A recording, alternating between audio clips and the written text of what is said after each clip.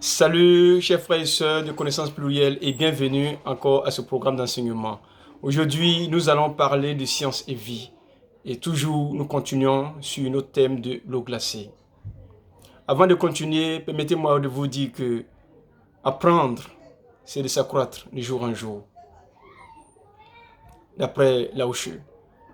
Cet aphorisme vient nous dire que l'homme doit s'adapter à l'apprentissage et l'apprentissage s'adapte aux hommes d'aujourd'hui. Et donc, chacun doit apprendre, chercher à accroître sa connaissance. Aujourd'hui, nous allons continuer notre cours sur l'eau glacée.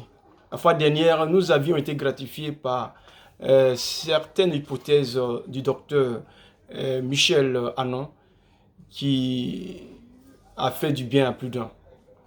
Et aujourd'hui, nous allons nous atteler à d'autres recherches. Il s'agit d'un autre docteur, d'un éminent docteur universitaire, professeur par ailleurs, et directeur de l'hôpital de l'université de Berne, qui aussi a pu nous faire des révélations en ce qui concerne les actions néfastes de l'eau glacée sur notre santé.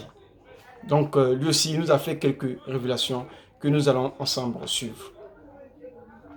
On y va. Mais bien avant, permettez-moi de rappeler le nom du docteur. Et excusez-moi, son nom est un peu compliqué.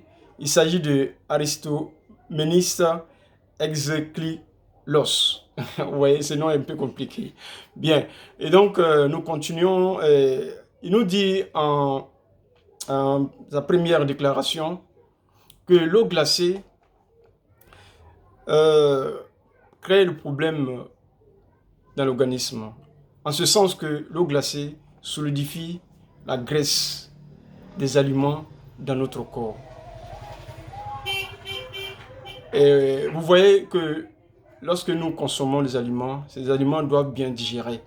Et si l'eau glacée vient contredire le bon fonctionnement et en solidifiant plutôt la graisse des aliments stockée à quelque part dans notre organisme, c'est dangereux. Et vous voyez que, comme il peut le dire, cela va ralentir la digestion et créer des maladies sur notre santé et sur notre organisme. 2. Le docteur nous révèle que l'eau glacée dans notre corps est indésirable pour le sang. Comme vous le savez bien, l'eau glacée ne permet pas au sang de fonctionner normalement parce que le sang a besoin de la chaleur pour mieux fonctionner. Et donc, quand il y a cette interpénétration de l'eau glacée dans le sang circule lourdement.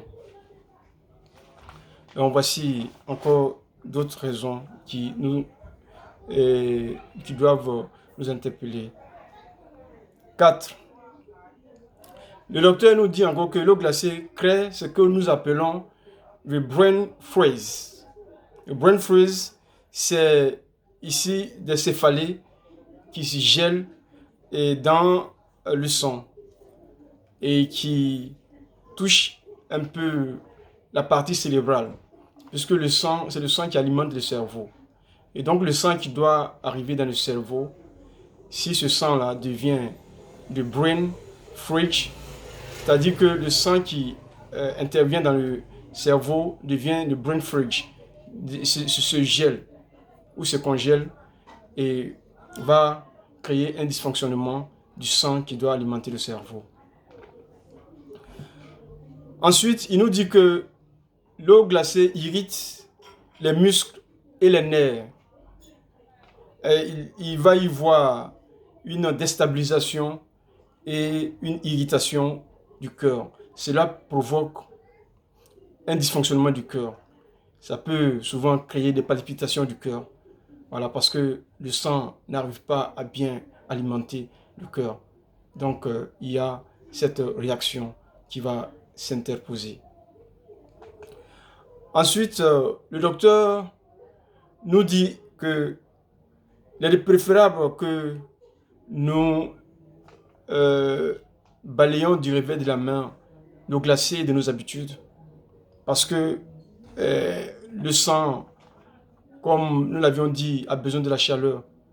Et donc, lorsque nous buvons l'eau glacée, nous ne donnons pas l'occasion à notre organisme de mieux fonctionner et pouvoir créer une condition idoine dans notre organisme au bon fonctionnement du cœur et du sang. Donc, vous voyez que le docteur, un sachant de ce domaine, expert en la matière, nous déconseille l'usage abusif de l'eau glacée dans l'organisme qui pourrait créer des effets néfastes pour notre corps. Et donc, je pense que chacun de nous, chers amis, à Science et Vie, nous venons nous entraider. Comment moi je peux vous aider? C'est par ma participation à votre vie quotidienne, à pouvoir vous aider aux bonnes attitudes, aux bonnes habitudes de votre vie. Cela participe aussi à la longévité. Dieu nous a créés pour vivre.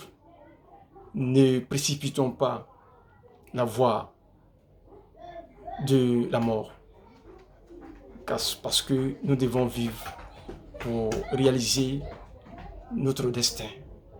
Et aussi, nos différents pays, nos différentes communautés, nos différentes sociétés ont besoin de nous. Donc, ayons une bonne habitude alimentaire pour mieux vivre au plaisir et à la satisfaction de tous. Merci et à la prochaine.